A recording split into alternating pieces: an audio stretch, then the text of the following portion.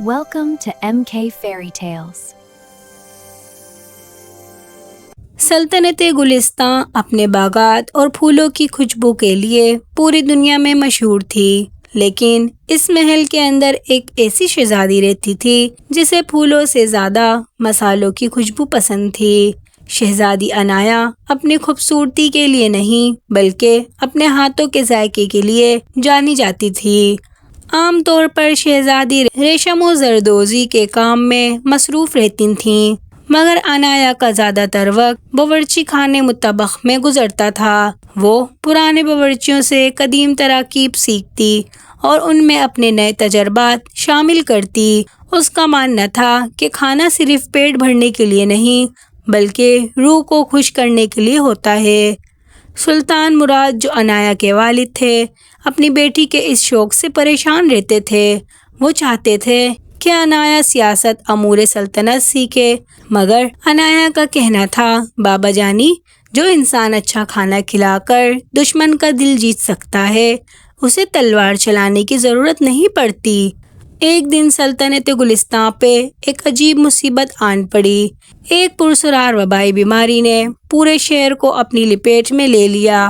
لوگ بیمار تو تھے لیکن وہ اپنی خوشی اور ذائقہ کھو چکے تھے۔ کسی کو بھوک نہیں لگتی تھی اور پورا شہر خاموش اور اداس ہو گیا تھا۔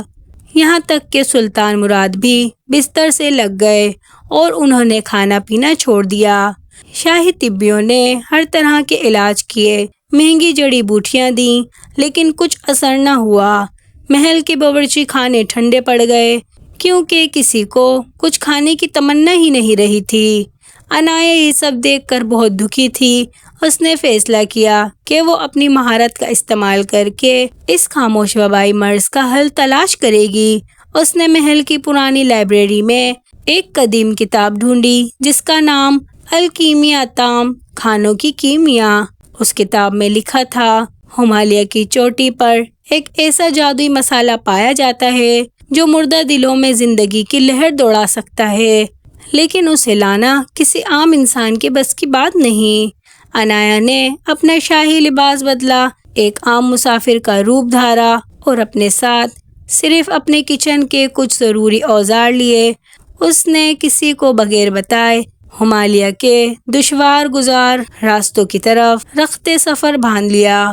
راستے میں اسے ایک بوڑھا مسافر ملا جو بھوک سے نڈال تھا۔ عنایا نے رک کر اپنے پاس موجودہ تھوڑا سا آٹا اور گڑ نکالا اور وہیں پتھروں پر آگ جلا کر ایک ایسی روٹی تیار کی جس کی خوشبو نے بوڑھے کو ہوش میں لا دیا۔ بیٹی، تم کون ہو؟ اس ویرانے میں یہ خوشبو کہاں سے آئی؟ بوڑھے نے حیرت سے پوچھا۔ عنایا نے مسکرا کر کہا، میں صرف ایک باورچی ہوں جو زندگی کا ذائقہ تلاش کر رہی ہوں۔ بوڑھے نے خوش ہو کر اسے ایک خفیہ راستہ بتایا جو سیدھا اس غار تک جاتا تھا جہاں وہ جادوئی زعفران اگتا تھا، مگر اس غار کی حفاظت ایک ریچھ کرتا تھا جسے خوش کرنا ناممکن تھا۔ جب عنایا غار کی طرف پہنچی تو ایک خوفناک دھاڑ نے پہاڑوں کو ہلا دیا۔ سامنے ایک بہت بڑا سفید ریچھ کھڑا تھا جس کی آنکھیں غصے سے سرخ تھیں۔ وہ کسی کو بھی اندر جانے کی اجازت نہیں دیتا تھا۔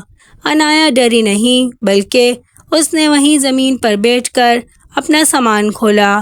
اس نے جنگل سے کچھ جنگلی شہد، پہاڑی جڑی بوٹیاں اور خشک میوے جمع کیے۔ اس نے اپنی مہارت سے ایک ایسی میٹھی ڈش تیار کی جس کی دل فریب خوشبو نے ریچھ کے غصے کو تجسس میں بدل دیا۔ ریچھ آہستہ آہستہ عنایا کے قریب آیا۔ عنایا نے ہمت کر کے وہ لذیذ پکوان ریچھ کے سامنے رکھ دیا۔ جیسے ہی ریچھ نے پہلا نوالا لیا، اس کی آنکھوں کی سرخی ختم ہو گئی اور وہ ایک پالتو بلی کی طرح عنایا کے قدموں میں بیٹھ گیا۔ ریچھ دراصل ایک قدیم جادو کے زہر اثر تھا اور عنایا کے ہاتھوں کے مخلص ذائقے نے وہ جادو توڑ دیا۔ ریچھ نے خود اسے غار کے اندر پہنچایا جہاں سنہری رنگ کا جادوئی زعفران چمک رہا تھا۔ عنایا وہ جادوئی مسالہ لے کر واپس اپنی سلطنت پہنچی۔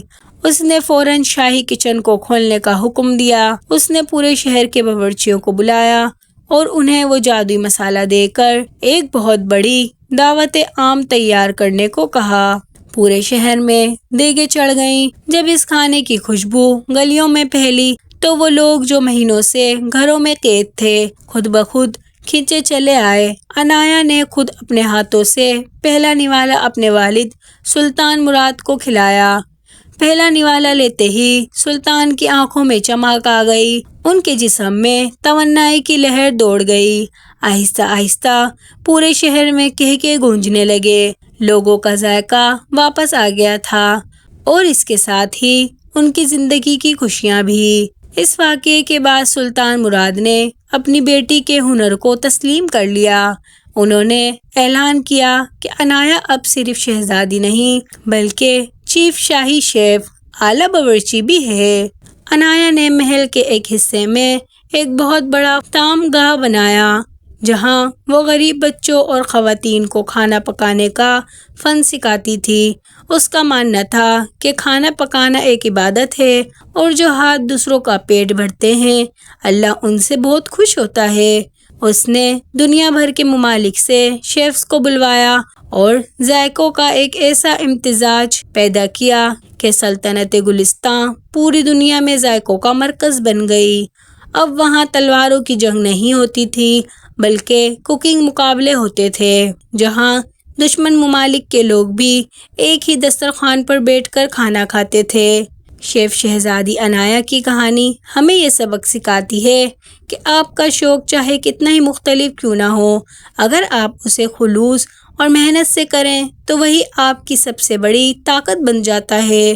طاقت صرف ہتھیاروں میں نہیں ہوتی بلکہ دوسروں کو خوشی فراہم کرنے کے ہنر میں بھی ہوتی ہے۔ آج بھی جب کسی کے گھر سے بہت لذیذ کھانے کی خوشبو آتی ہے تو لوگ مسکرا کر کہتے ہیں لگتا ہے شیف شہزادی کا کوئی شاگرد یہاں سے گزرا ہے۔